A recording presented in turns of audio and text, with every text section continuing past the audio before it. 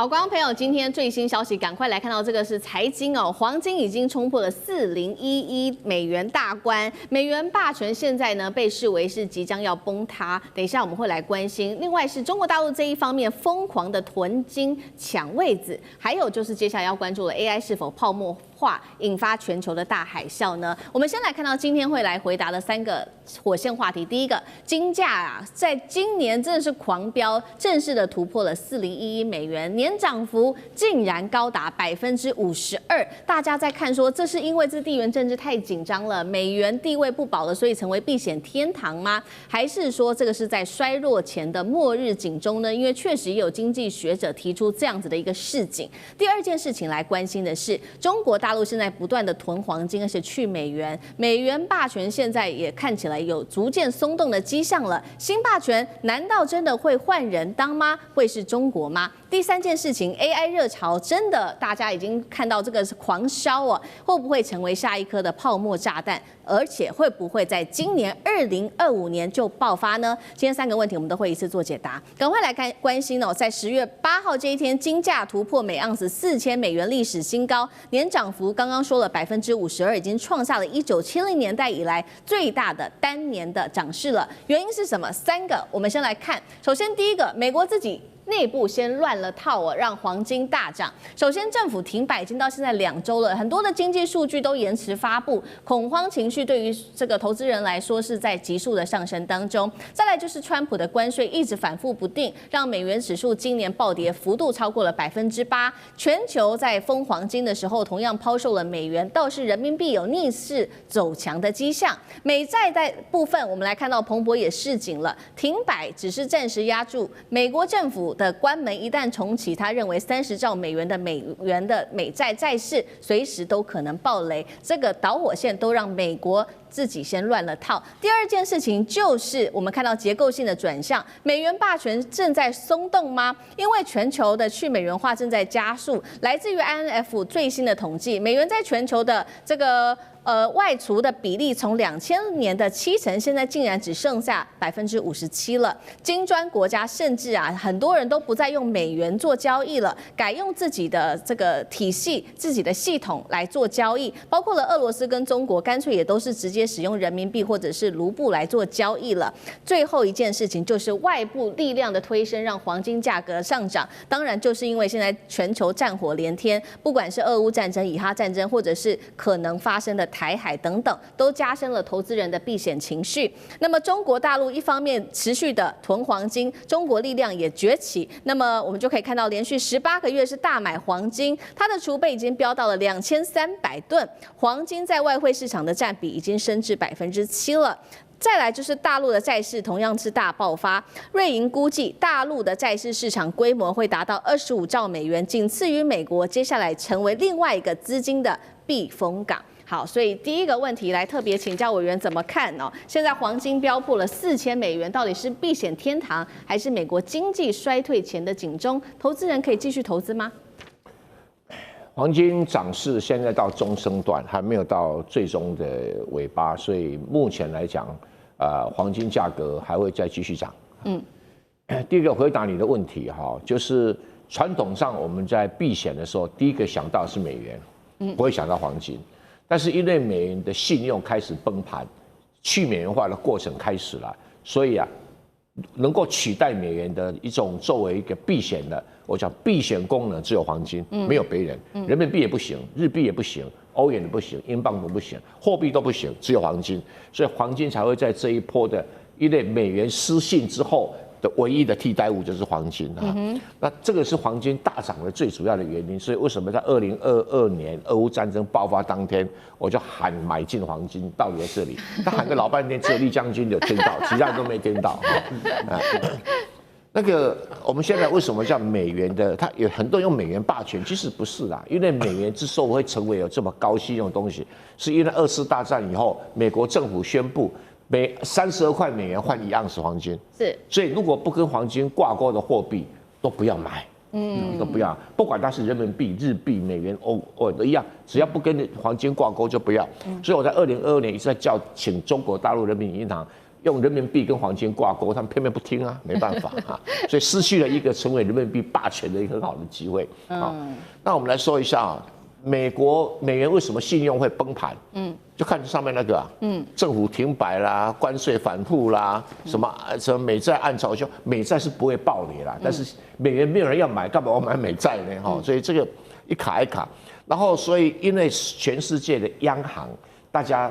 以前习惯上拿美元，中国大陆自己也是拿一堆美元当储备啊，那现在自己知道犯错啦，我算过，中国大陆2022年到今天没有做正常的黄金财务操作，至少赔掉多少？赔掉4000亿美元，至少赔掉这么多。什么叫4000亿美元？就400艘航空母舰，这样好吧，不骂他了哈。然后这个金砖国家，其实金砖国家主要是中国跟俄罗斯啦，因为俄罗斯它不能用美元嘛，所以它只能用人民币嘛，哈，所以它用人民币是很必然，用卢布看算了吧哈。所谓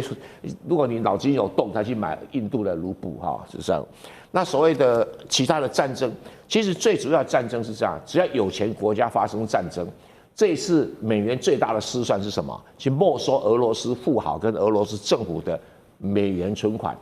所以使得中东国家，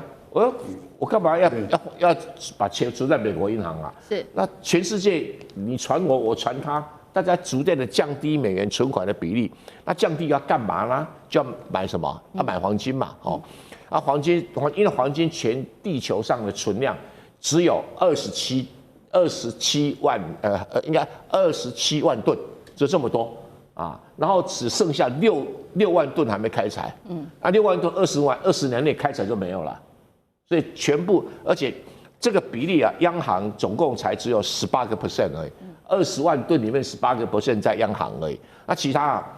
都在大妈、小妈，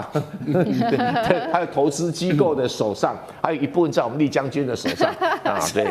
所以这个没办法，这已经造成这个一个基本的现象。那可是我觉得中国大陆新一代的财经观念比他们前一次代的聪明很多了，他知道黄金是未来的最重要的货币工具，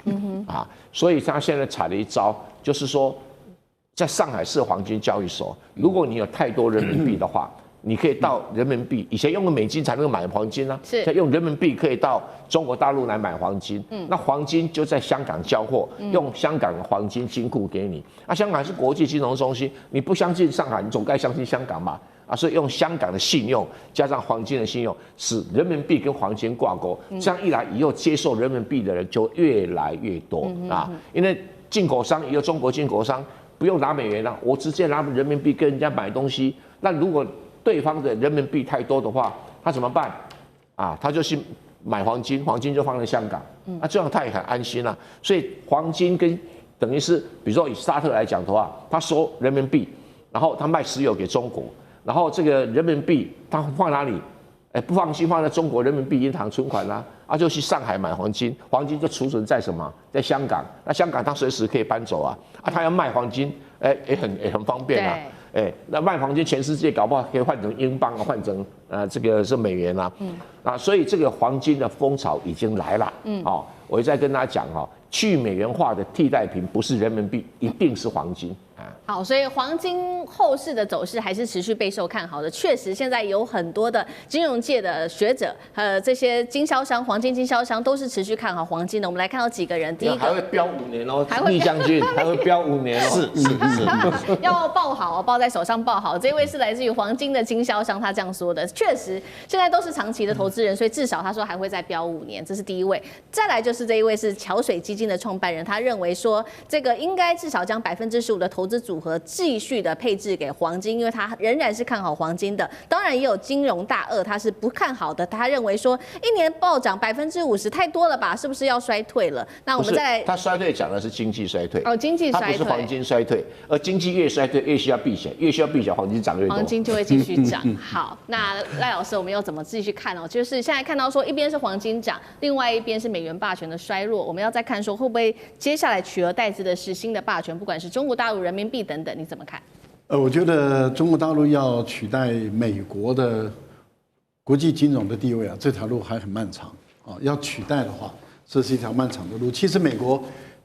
所组起来的长城也不是不会，短时间2022年短，要是照我那个版本，它今年已经取代了。哦，没那么快，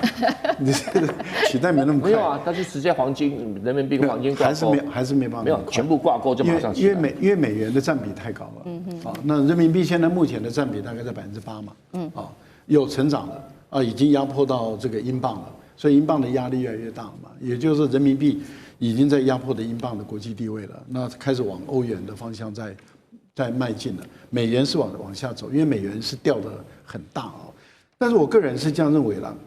美国当初能够把这个美元成为国际的主流货币啊，它是有一个基本的一个时空环境，那个时空环境就是2次的世界大战